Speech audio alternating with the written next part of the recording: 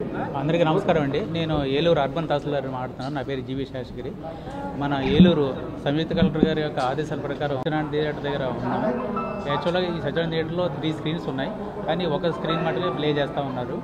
వాళ్ళు టాయిలెట్స్ చూసాం, టాయిలెట్స్ కూడా బాగున్నాయి. బీఫార్మ్ లైసెన్స్ అయితే కనుక వ్యాలిడిటీ అయిపోయింది.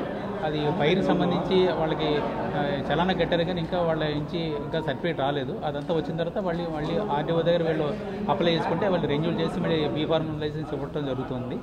అలాగే తినుబండారాలను కూడా చెక్ చేసాం.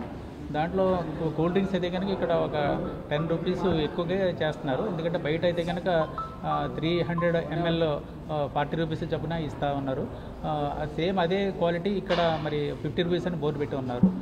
వాటర్ బాటిల్స్ అయితే కనుక అది 300 ml సంబంధించిన తర్వాత ఇది 1 లీటర్ సంబంధించినవి కూడా దాని మీద ఉన్న ఎంఆర్పి ప్రకారమే అది 30 రూపీస్ చొప్పున చేస్తూ ఉన్నారు.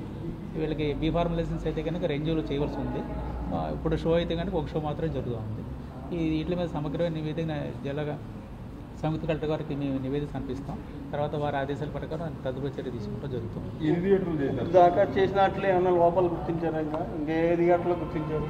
ఇప్పుడు మేము ఇందాక సాయిబాలాజీకి వెళ్ళామండి. అక్కడ థియేటర్ అంటే మధ్యాహ్నం నుంచి రన్ అవుతున్నారు, మార్నింగ్ లేదు. అలాగే ఇందాక మనం ఇప్పుడు సత్యనారాయణ థియేటర్ దగ్గర ఉన్నాం. అంబికా ఒకటి చూసామండి.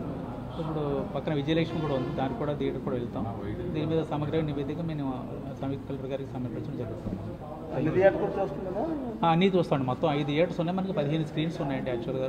మనకి ఇంకొకటి మల్టీప్లెక్స్ కూడా ఉంది. అది మనం అంటే పై అధికారులకి మనం రిపోర్ట్ చేస్తామండి. వాళ్ళు ఏం చేస్తారనేది వాళ్ళ ఆదేశాల ప్రకారం తీసుకుంటాం. మేము గుర్తించాం.